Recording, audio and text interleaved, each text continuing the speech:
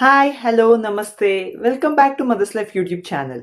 ಇವತ್ತಿನ ವಿಡಿಯೋದಲ್ಲಿ ನಾನು ಬೇಬಿ ಮಸಾಜ್ ಆಯಿಲ್ಸ್, ನಿಮ್ಮ ಮಗುಗೆ ಯಾವ ಮಸಾಜ್ ಆಯಿಲ್ ತುಂಬ ಒಳ್ಳೆಯದು ಮತ್ತು ಮಸಾಜ್ ಮಾಡೋದ್ರಿಂದ ಆಗುವಂತಹ ಬೆನಿಫಿಟ್ಸ್ಗಳೇನು ಅನ್ನೋದ್ರ ಬಗ್ಗೆ ನಾನು ಈ ವಿಡಿಯೋದಲ್ಲಿ ತಿಳಿಸ್ಕೊಡ್ತಾ ಇದ್ದೀನಿ. ಅದಕ್ಕಿಂತ ಮುಂಚೆ ನಾನು ಪ್ರತಿ ಸಲ ಹೇಳೋ ಹಾಗೆ ಯಾರೆಲ್ಲ ಫಸ್ಟ್ ಟೈಮ್ ನಮ್ಮ ಚಾನಲ್ನಲ್ಲಿ ಒಂದು ವಿಡಿಯೋನ ನೋಡ್ತಾ ಇದ್ದೀರಾ, ಸೊ ಪ್ಲೀಸ್ ಸಬ್ಸ್ಕ್ರೈಬ್ ಮಾಡ್ಕೊಳ್ಳಿ. ನಮ್ಮ ಚಾನಲ್ನಲ್ಲಿ ಶಿಶು ಹಾರೈಕೆ, ಗರ್ಭಿಣಿಯರ ಹಾರೈಕೆ, ಬಾಣಂತಿಯರ ಹಾರೈಕೆ ಮತ್ತು ಅವರ ಆಹಾರ ಕ್ರಮಗಳ ಬಗ್ಗೆ ನಾರ್ಮಲ್ ಆಗಿ ನಾನು ವಿಡಿಯೋಸ್ನ ಪೋಸ್ಟ್ ಮಾಡ್ತಾ ಇರ್ತೀನಿ.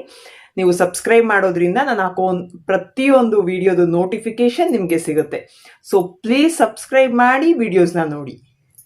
ಮಗುಗೆ ಎಣ್ಣೆ ಮಸಾಜ್ ಮಾಡೋದು ಅವರ ಬೆಳವಣಿಗೆಗೆ ತುಂಬಾ ಒಳ್ಳೆಯದು. ಆದರೆ ನೀವು ಯೂಸ್ ಮಾಡುವಂಥ ಆಯಿಲ್ಲು, ನೀವು ಯೂಸ್ ಮಾಡೋ ಮಗುಗೆ ಮಸಾಜ್ ಮಾಡೋದಕ್ಕೆ ಯೂಸ್ ಮಾಡುವಂತಹ ಎಣ್ಣೆ ಯಾವ ರೀತಿ ಸಹಾಯ ಮಾಡುತ್ತೆ ಮಗುಗೆ, ಮತ್ತು ಈಗ ಮಗುವಿನ ಸ್ಕಿನ್ನು ಅಂದರೆ ಎಳೆ ಸ್ಕಿನ್ನು ತುಂಬ ಸೆನ್ಸಿಟಿವ್ ಆಗಿರುತ್ತೆ. ಯಾವ ಆಯಿಲ್ ಬೇಕಂದ್ರೆ ಆಯಿಲ್ಗೆ ಅಡ್ಜಸ್ಟ್ ಆಗಲ್ಲ, ಮತ್ತು ಮಗು ಸ್ಕಿನ್ ಟೈಪ್ಗೆ ಸೆಟ್ ಆಗ್ತಾ ಇರಲ್ಲ.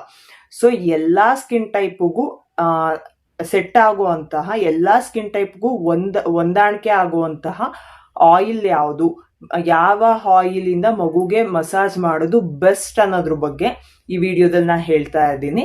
ಸೊ ಯಾರು ಸ್ಕಿಪ್ ಮಾಡದೆ ವಿಡಿಯೋನ ಕೊನೆವರೆಗೂ ನೋಡಿ.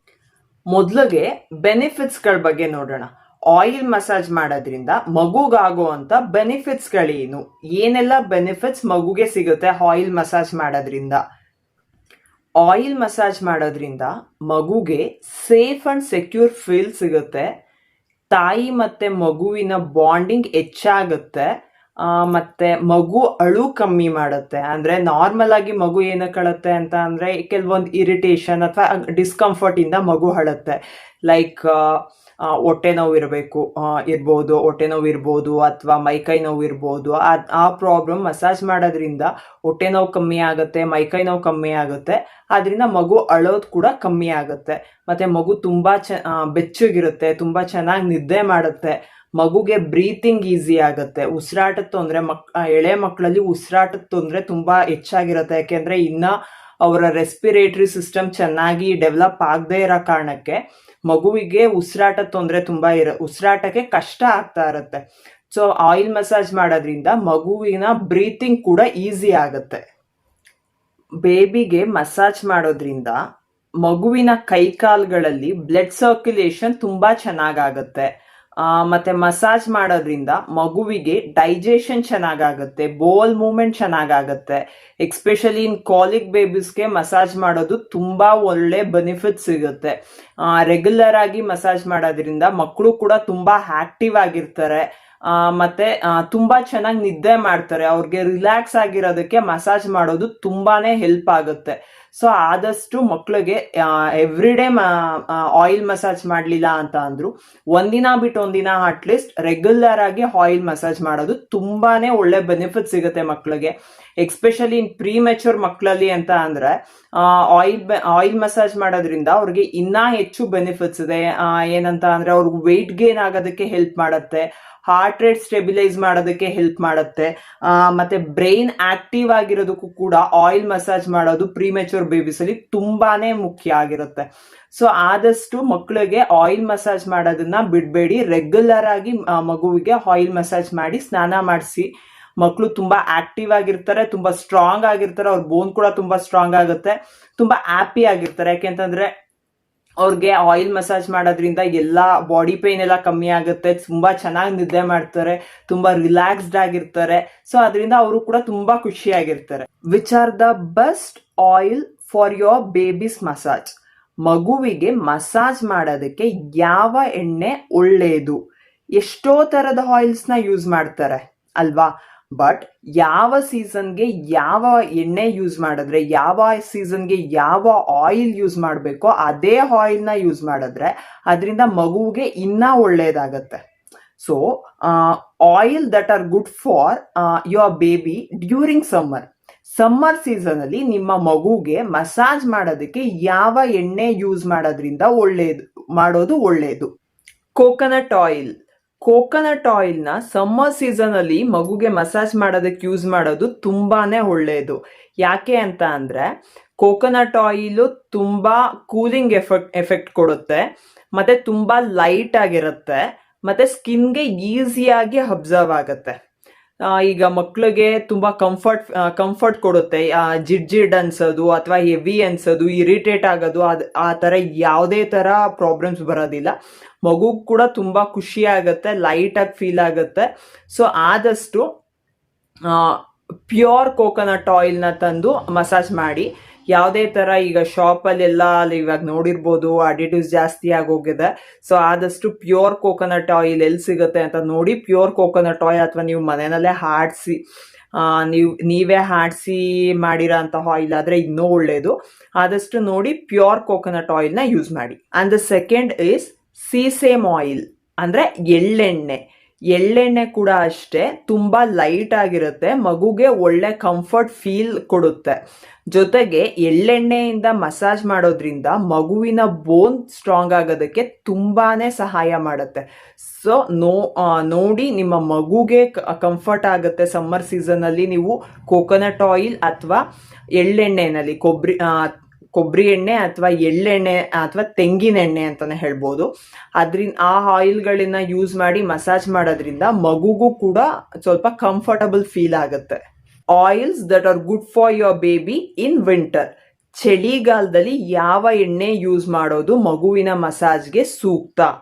ಫಸ್ಟ್ ಇಸ್ ಮಸ್ಟರ್ಡ್ ಆಯಿಲ್, ಸಾಸಿವೆ ಎಣ್ಣೆನ ಮಗುವಿಗೆ ಚಳಿಗಾಲದಲ್ಲಿ ಅಂದರೆ ವಿಂಟರ್ ಸೀಸನಲ್ಲಿ ಯೂಸ್ ಮಾಡೋದು ತುಂಬಾನೇ ಒಳ್ಳೆಯದು. ಮತ್ತು ಸಾಸಿವೆ ಎಣ್ಣೆನ ಡೈರೆಕ್ಟಾಗಿ ಯೂಸ್ ಮಾಡೋದಕ್ಕಿಂತ, ಡೈರೆಕ್ಟಾಗಿ ಮಗುವಿನ ಸ್ಕಿನ್ಗೆ ಅಪ್ಲೈ ಮಾಡೋದಕ್ಕಿಂತ ಬೇರೆ ಯಾವುದಾದ್ರೂ ಒಂದು ಎಣ್ಣೆಗೆ ಮಿಕ್ಸ್ ಮಾಡಿ ಅದನ್ನು ಹಚ್ಚೋದ್ರಿಂದ ಯಾವುದೇ ರೀತಿ ಸೈಡ್ ಎಫೆಕ್ಟ್ ಆಗುತ್ತೆ ಅನ್ನೋ ಭಯ ಇರೋದಿಲ್ಲ. ಕೆಲವೊಬ್ರಿಗೆ ಅನಿಸುತ್ತೆ ಸಾಸಿವೆ ಎಣ್ಣೆನ ಡೈರೆಕ್ಟಾಗಿ ಸ್ಕಿನ್ಗೆ ಅಪ್ಲೈ ಮಾಡಿದ್ರೆ ಏನಾದರೂ ಲೈಕ್ ಇಚ್ಚಿಂಗ್ ಆಗೋದು ಅಥವಾ ರ್ಯಾಷಸ್ ಆಗೋದು ಆ ಥರ ಪ್ರಾಬ್ಲಮ್ ಆಗುತ್ತೆ ಅನ್ನೋ ಭಯ ಕೆಲವರಿಗೆ ಇದೆ. ಸೊ ಹಾಗಾಗಿ ಆದಷ್ಟು ಸಾಸಿವೆ ಎಣ್ಣೆನ ಡೈರೆಕ್ಟ್ ಆಗಿ ಹಚ್ಚೋದಕ್ಕಿಂತ ಯಾವುದಾದ್ರೂ ಇನ್ನೊಂದು ಆಯಿಲ್ ಜೊತೆ ಮಿಕ್ಸ್ ಮಾಡಿ ಹಚ್ಚೋದು ತುಂಬಾನೇ ಸೂಕ್ತ. And the second is olive oil. Olive oil is one of the most popular choice among all mothers ಅಂತಾನೆ ಹೇಳ್ಬೋದು. ಎಲ್ಲಾ ತಾಯಂದಿರು ತಮ್ಮ ಮಗುವಿನ ಮಸಾಜ್ಗೆ olive oil is the best ಅಂತ ಹೇಳಿ ಯೂಸ್ ಮಾಡ್ತಾರೆ. ಬಟ್ ಅಫ್ಕೋರ್ಸ್ ಅದು ತುಂಬಾನೇ ಒಳ್ಳೆಯದು. ಆಲಿವ್ ಆಯಿಲ್ ಇಂದ ಮಗುಗೆ ಮಸಾಜ್ ಮಾಡೋದು ತುಂಬಾನೇ ಒಳ್ಳೆಯದು. ಅದು ವಿಂಟರ್ ಸೀಸನಲ್ಲಿ ಯೂಸ್ ಮಾಡೋದ್ರಿಂದ ಇನ್ನೂ ಒಳ್ಳೆಯದು. ಬಟ್ ನಿಮ್ಮ ಮಗುವಿನ ಸ್ಕಿನ್ ಏನಾದರೂ ಸೆನ್ಸಿಟಿವ್ ಇತ್ತು ಅಥವಾ ಏನಾದರೂ ಸ್ಕಿನ್ ಪ್ರಾಬ್ಲಮ್ ಇದೆ ಅಂತ ಹೇಳಿದ್ರೆ ಸೊ ಪ್ಲೀಸ್ ಆಲಿವ್ ಆಯಿಲ್ನ ಯೂಸ್ ಮಾಡಬೇಡಿ. And the third is almond oil. Almond ಆಯಿಲ್ನ ಯಾವ ಸೀಸನಲ್ಲಿ ಬೇಕಾದರೂ ಯೂಸ್ ಮಾಡ್ಬೋದು. ಆಲ್ಮಂಡ್ ಆಯಿಲಲ್ಲಿ ವಿಟಮಿನ್ ಇ ಇರುತ್ತೆ, ಅದರಿಂದ ಬೇಬಿ ಸ್ಕಿನ್ ತುಂಬ ಸಾಫ್ಟ್ ಆಗುತ್ತೆ. ಜೊತೆಗೆ ಆಲ್ಮಂಡ್ ಆಯಿಲ್ ಸ್ಮೆಲ್ ಕೂಡ ತುಂಬ ಚೆನ್ನಾಗಿರುತ್ತೆ. ಬಟ್ ಆದಷ್ಟು ಆಲ್ಮಂಡ್ ಆಯಿಲ್ನ ಯೂಸ್ ಮಾಡ್ತಿದ್ದೀರಾ ನೀವು ಅಂತ ಅಂದರೆ ದಯವಿಟ್ಟು ಪ್ಯೂರ್ ಆಲ್ಮಂಡ್ ಆಯಿಲ್ನ ಯೂಸ್ ಮಾಡಿ. ಯಾವುದೇ ಥರ ಅಡಿಕ್ಟಿವ್ಸ್ ಆ್ಯಡ್ ಮಾಡಿರೋ ಅಂತಹ ಆಲ್ಮಂಡ್ ಆಯಿಲ್ನ ದಯವಿಟ್ಟು ಯೂಸ್ ಮಾಡಬೇಡಿ, ಅದರಿಂದ ತುಂಬಾ ಸ್ಕಿನ್ ಪ್ರಾಬ್ಲಮ್ಸ್ ಆಗುತ್ತೆ. ಸೊ ಆದಷ್ಟು ಪ್ಯೂರ್ ಆಲ್ಮಂಡ್ ಆಯಿಲ್ನ ಯೂಸ್ ಮಾಡಿ. Which massage oil can be use for babies with dry and sensitive skin? ನಿಮ್ಮ ಮಗುವಿನ ಸ್ಕಿನ್ ಡ್ರೈ ಅಥವಾ ಸೆನ್ಸಿಟಿವ್ ಇದ್ರೆ ಯಾವ ಮಸಾಜ್ ಆಯಿಲ್ ಯೂಸ್ ಮಾಡೋದು ತುಂಬ ಒಳ್ಳೆಯದು? First is chamomile oil. ನಿಮ್ಮ ಮಗುವಿನ ಸ್ಕಿನ್ ಸೆನ್ಸಿಟಿವ್ ಇತ್ತು ಅಥವಾ ನಿಮ್ಮ ಮಗುವಿನ ಸ್ಕಿನ್ನಲ್ಲಿ ರ್ಯಾಷಸ್ ಇದೆ ಅಂತ ಹೇಳಿದ್ರೆ this is the best choice ಅಂತಾನೆ ಹೇಳ್ಬೋದು ನಿಮ್ಮ ಮಗುವಿಗೆ ಮಸಾಜ್ ಮಾಡೋದಕ್ಕೆ.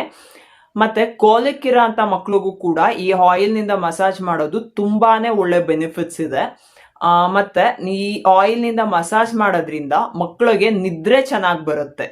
Second is tea tree oil. Tea tree oil is one of the natural oil. ಇದರಲ್ಲಿ ಆಂಟಿಸೆಪ್ಟಿಕ್ ಪ್ರಾಪರ್ಟೀಸ್ ಜಾಸ್ತಿ ಇದೆ. ಬಟ್ ಟೀ ಟ್ರೀ ಆಯಿಲ್ನ ನೀವು ಯೂಸ್ ಮಾಡ್ತಿದ್ದೀರಾ ಅಂತ ಅಂದರೆ ಡೈರೆಕ್ಟ್ ಆಗಿ ಟೀ ಟ್ರೀ ಆಯಿಲ್ನ ಅಪ್ಲೈ ಮಾಡಬೇಡಿ. ಜಸ್ಟ್ ಅ ಸಿಂಗಲ್ ಡ್ರಾಪ್, ಒಂದು ಡ್ರಾಪ್ಗಿಂತ ಜಾಸ್ತಿ ಯಾವತ್ತೂ ಯೂಸ್ ಮಾಡಬೇಡಿ. ನೀವು ಯಾವ ಆಯಿಲ್ನ ಯೂಸ್ ಮಾಡ್ತಿದ್ದೀರಾ ಅದೇ ಆಯಿಲ್ಗೆ ಆ ಸಿಂಗಲ್ ಡ್ರಾಪ್, ಒಂದು ಡ್ರಾಪ್ನ ಹಾಕೊಂಡು ಮಗುಗೆ ಮಸಾಜ್ ಮಾಡೋದು ತುಂಬ ಒಳ್ಳೆಯದು. ಬಟ್ ಒನ್ ಥಿಂಗ್, ಇದರಲ್ಲಿ ನೀವು ಟೀ ಟ್ರೀ ಆಯಿಲ್ ಯೂಸ್ ಮಾಡದೇ ಇದ್ರೂ ಪರವಾಗಿಲ್ಲ. ಇಫ್ ಇನ್ ಕೇಸ್ ನೀವು ಯೂಸ್ ಮಾಡ್ತಿದ್ದೀರಾ ಅಂತ ಅಂದರೆ 1 ಡ್ರಾಪ್ಗಿಂತ ಜಾಸ್ತಿ ಅಂತೂ ಯಾವುದೇ ಕಾರಣಕ್ಕೂ ಯೂಸ್ ಮಾಡಬೇಡಿ. ಹಾಕ್ಬೇಕಾದ್ರೆ ಬಿದ್ದರೆ ನೀವು ಎಷ್ಟು ಆಯಿಲ್ ತೊಗೊಂಡಿದ್ದೀರಾ ಅಷ್ಟನ್ನು ಚೇಂಜ್ ಮಾಡಿ ಬೇರೆ ಆಯಿಲ್ ತೊಗೊಳ್ಳಿ. ಏಕೆ ಅಂತ ಅಂದರೆ ಟೀ ಟ್ರೀ ಆಯಿಲ್ ಸ್ವಲ್ಪ ಕಾನ್ಸಂಟ್ರೇಟೆಡ್ ಇರೋದ್ರಿಂದ ನೀವು ಜಾಸ್ತಿ ಟೀ ಟ್ರೀ ಆಯಿಲ್ ಹಾಕಿದ್ರೆ ಮಗುಗೆ ಬೇರೆ ಥರ ಸೈಡ್ ಎಫೆಕ್ಟ್ ಆಗೋ ಚಾನ್ಸಸ್ ತುಂಬ ಇರುತ್ತೆ. Next is calendula oil. It is an essential oil. ಈ ಆಯಿಲಿಂದ ಮಗುಗೆ ಮಸಾಜ್ ಮಾಡೋದ್ರಿಂದ ಒಳ್ಳೆ ಕೂಲಿಂಗ್ ಎಫೆಕ್ಟ್ ಕೊಡುತ್ತೆ, ತುಂಬ ಕೂಲ್ ಆಗಿ ಫೀಲ್ ಆಗುತ್ತೆ. ಮತ್ತೆ ಈ ಆಯಿಲ್ ಸ್ವಲ್ಪ ಮೈಲ್ಡ್ ಸ್ಮೆಲ್ ಇರುತ್ತೆ, ಬಟ್ ಅದರಿಂದ ಅದು ಮಗುವಿಗೆ ಯಾವುದೇ ರೀತಿ ಇರಿಟೇಟ್ ಮಾಡೋದಿಲ್ಲ. ನಿಮ್ಮ ಮಗು ಸ್ಕಿನ್ ಡ್ರೈ ಅಥವಾ ಸೆನ್ಸಿಟಿವ್ ಇದೆ ಅಂತ ಹೇಳಿದ್ರೆ ಈ ಆಯಿಲ್ನ ಯೂಸ್ ಮಾಡೋದ್ರಿಂದ ಒಳ್ಳೆ ರಿಸಲ್ಟ್ ಸಿಗುತ್ತೆ ನಿಮಗೆ. ಸೊ ನೀವು ಮಗುಗೆ ಬಾಡಿ ಮಸಾಜ್ ಮಾಡೋದಕ್ಕೆ ಆಯಿಲ್ ಸೆಲೆಕ್ಟ್ ಮಾಡ್ತಿದ್ದೀರಾ ಅಂತ ಅಂದರೆ ಸ್ವಲ್ಪ ಯೋಚನೆ ಮಾಡಿ ಯಾವ ಸ್ಕಿನ್ ಟೈಪ್ಗೆ ಯಾವ ಆಯಿಲ್ ಚೆನ್ನಾಗಿ ಸೂಟ್ ಆಗುತ್ತೆ. ನೀವು ಸೀಸನ್ಗೆ ತಕ್ಕಂತೆ ನೀವು ಆಯಿಲ್ನ ಚೇಂಜ್ ಮಾಡಲಿಲ್ಲ ಅಂತ ಹೇಳಿದ್ರು ನಿಮ್ಮ ಮಗುಗೆ ನಿಮ್ಮ ಮಗುವಿನ ಸ್ಕಿನ್ ಟೈಪ್ ಯಾವುದು, ನಿಮ್ಮ ಮಗುವಿಗೆ ಯಾವ ಆಯಿಲ್ ಚೆನ್ನಾಗಿ ಸೂಟ್ ಆಗುತ್ತೆ ಅಂತ ತಿಳ್ಕೊಂಡು ಆಯಿಲ್ ಮಸಾಜ್ ಮಾಡಿ. ಇಲ್ಲ ಅಂತ ಅಂದರೆ ಆಯಿಲ್ ಮಸಾಜ್ ಪೀರಿಯಡೇ ತುಂಬ ಇರಿಟೇಟಿಂಗ್ ಪೀರಿಯಡ್ ಆಗಿಬಿಡುತ್ತೆ. ಸೊ ಆಯಿಲ್ ಮಸಾಜ್ ಅನ್ನೋದು ಒಂದು ಫರ್ನ್ ಪೀರಿಯಡ್ ಆಗಿರಬೇಕು. ಯಾಕೆಂತಂದರೆ ಮಕ್ಕಳು ಆಯಿಲ್ ಮಸಾಜ್ನ ತುಂಬ ಎಂಜಾಯ್ ಮಾಡ್ತಾರೆ, ಅದರಿಂದ ಅವ್ರಿಗೆ ಒಳ್ಳೆ ಬೆನಿಫಿಟ್ಸ್ ಕೂಡ ಸಿಗುತ್ತೆ. ಮತ್ತು ಮಗು ಮತ್ತು ತಾಯಿ ಬಾಂಡಿಂಗ್ ಚೆನ್ನಾಗಿ ಬೆಳೆಯೋದಕ್ಕೂ ತುಂಬ ಹೆಲ್ಪ್ ಮಾಡುತ್ತೆ. ಬಟ್ ಅದು ಏನದು ಆಯಿಲ್ ಮಸಾಜ್ ಪೀರಿಯಡೇ ಇರಿಟೇಟಿಂಗ್ ಪೀರಿಯಡ್ ಆಗೋದ್ರೆ ಮಗುಗೆ ತುಂಬ ಇರಿಟೇಟ್ ಆಗ್ತಾ ಇರುತ್ತೆ, ಕಿರಿಕಿರಿ ಆಗ್ತಾ ಇರುತ್ತೆ, ಹಳದ್ ಜಾಸ್ತಿ ಆಗ್ತಾ ಇರುತ್ತೆ. ಅವಾಗ ಮನೆಯಲ್ಲಿರೋರ್ಗೆಲ್ರಿಗೂ ಕಷ್ಟ ಆಗುತ್ತೆ. ಸೊ ಆದಷ್ಟು ಆಯಿಲ್ನ ನೋಡಿ ಚೂಸ್ ಮಾಡಿ. ಮತ್ತು ನೀವು ಹೊರ್ಗಡೆ ಶಾಪ್ಸಲ್ಲಿ ಆಯಿಲ್ ತರಬೇಕಾದ್ರೂ ಅಷ್ಟೇ ಆದಷ್ಟು ಪ್ಯೂರ್ ಆಯಿಲ್ಸ್ನ ಸೆಲೆಕ್ಟ್ ಮಾಡ್ಕೊಳ್ಳಿ. ಇವಾಗ ಆಲ್ಮೋಸ್ಟ್ ಎಲ್ಲದರಲ್ಲೂ ಅಡಿಟಿವ್ಸ್ ಇದೆ, ಕಲಬೆರಕೆ ಜಾಸ್ತಿ ಆಗಿರೋದ್ರಿಂದ ಲೂಸ್ ಆಯಿಲ್ಸ್ ಎಲ್ಲೂ ತರಬೇಡಿ. ಆದಷ್ಟು ನೋಡಿ ನಿಮಗೆ ಸಾಧ್ಯ ಆಗುತ್ತೆ ಅಂತ ಅಂದರೆ ಮನೆಯಲ್ಲೇ ಈಗ ಗಾಣದಲ್ಲಿ ಮಾಡಿಸ್ತಾರೆ ಕೊಬ್ಬರಿ ಎಣ್ಣೆ ಮತ್ತು ಸಾಸಿವೆ ಎಣ್ಣೆ ಆ ಥರದ್ದೆಲ್ಲ. ಸೊ ಅವನ್ನೆಲ್ಲ ನೀವು ಅಲ್ಲೇ ಹೋಗಿ ತರೋದು ತುಂಬ ಒಳ್ಳೆಯದು. ಎಲ್ಲಿ ಪ್ಯೂರ್ ಆಗಿ ಸಿಗುತ್ತೆ ಅಲ್ಲಿ ಆದಷ್ಟು ಹೋಗಿ ತೊಗೊಂಬನ್ನಿ. ಈ ವಿಡಿಯೋ ನಿಮಗೆಲ್ಲ ಇಷ್ಟ ಆಗಿದೆ ಅಂತ ಅನ್ಕೋತೀನಿ. ಇಷ್ಟ ಆಗಿದ್ರೆ ಸೊ ಪ್ಲೀಸ್ ಲೈಕ್ ಮಾಡಿ, ಶೇರ್ ಮಾಡಿ, ಸಬ್ಸ್ಕ್ರೈಬ್ ಮಾಡಿ. Thank you for watching.